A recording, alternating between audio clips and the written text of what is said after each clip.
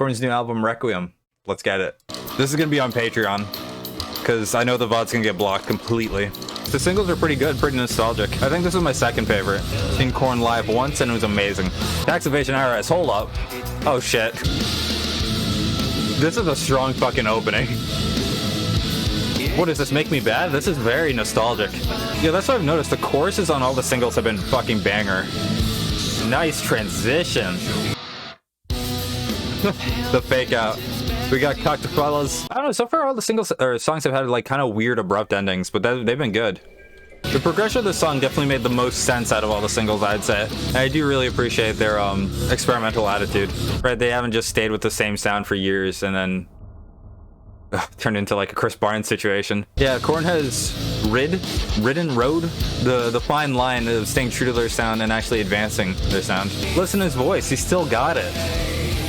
We haven't had a scat moment yet, though. A scatting moment. I think what I said means something else. They put their whole cornusies into the choruses, man. Yeah, I think the general trend has been mellow verses with, like, really grand choruses. It does sound very funerary in a way. Nice switch up.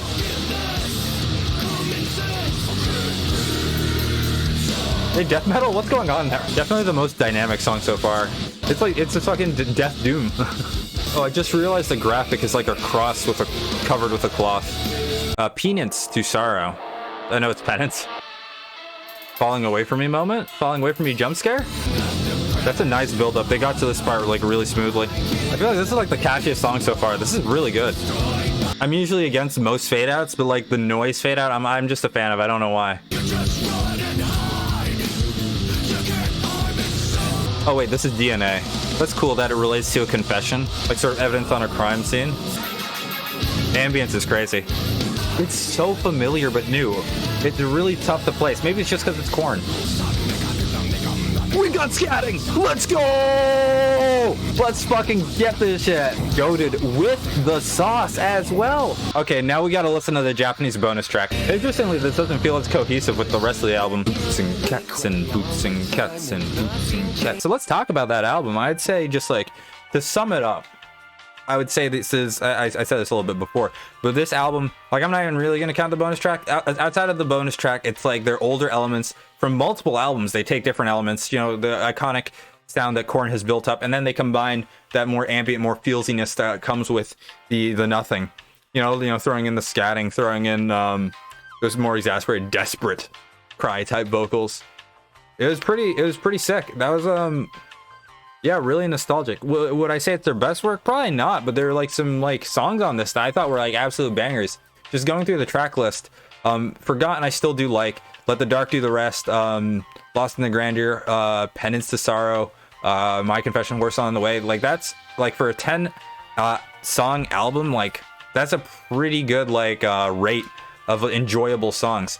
I will say across the board the choruses go hard.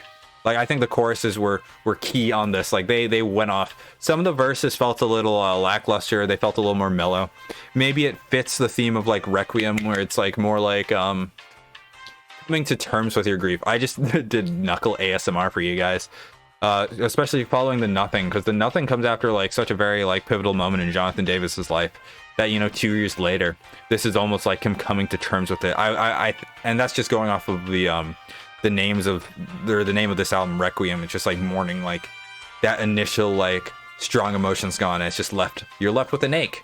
And you know, I'm curious like how he's doing just like emotionally. I hope he's doing well. Like he's had like an impact on like quite a few people. I just hope that he himself is doing well.